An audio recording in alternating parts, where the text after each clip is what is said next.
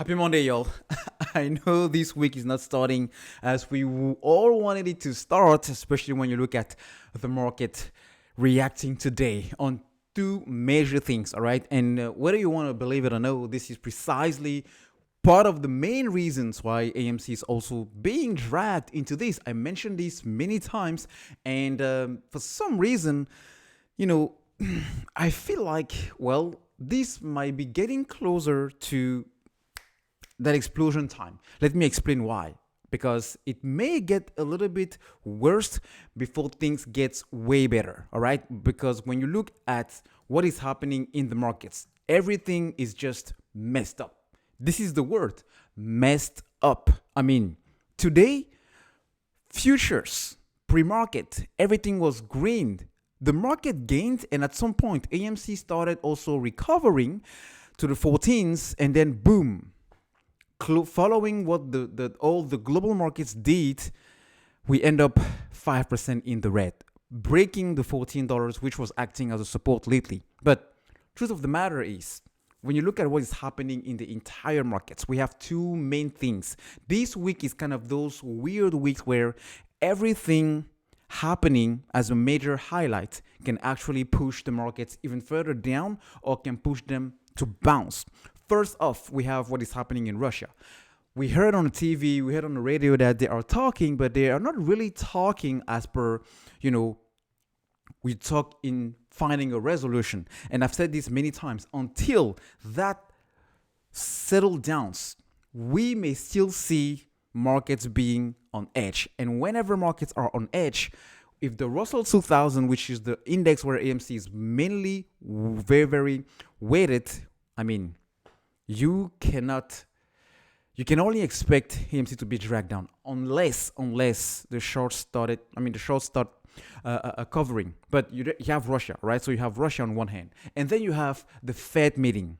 We're going to have the FOMC meeting, which is all expected because even though the Federal Reserve Chairman Jerome Powell already said that he's going to start increasing rates by 0.25%, the main thing is, well, with inflation being this high and with everything happening between Russia and Ukraine, there is a huge chance that this is going to continue to be on the rise for the next coming months. So this is now being the number one, all right, the number one priority of the Federal Reserve. So they have to do something, and the market is already kind of expecting this to be a shocking effect they will have to take on in order to kind of counter the effects of the inflation. Look, the Nasdaq today dropped and hit the lowest lows since 2020.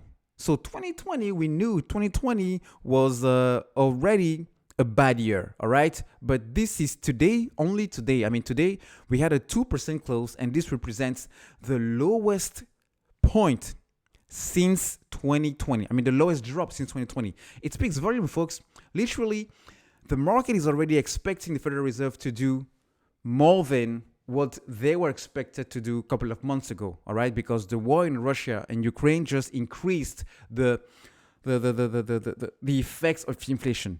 But this is where it gets interesting for AMC holders, because the Nasdaq keeps dropping, all right? If you compare it to the Russell, if you compare it to the S&P 500 and the Dow Jones, every day we have a bad day. The Nasdaq is getting the worst performance of all four or all three.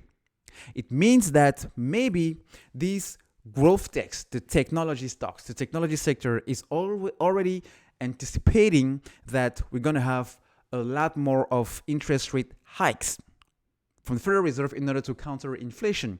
And that means every single day they are dropping a little bit out of these growth, stocks. So when you look at the numbers on AMC, as a company, what made sense to be short AMC last year or the year before that doesn't make sense now, because the future is definitely way different.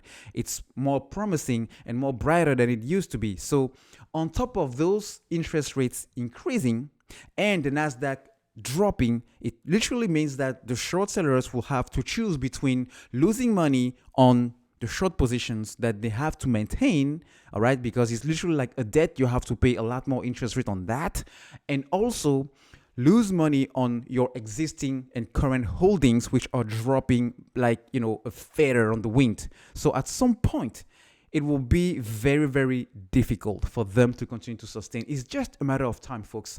So we also know that today, China decided to actually started talking with Russia around maybe supporting them when it comes to military equipment.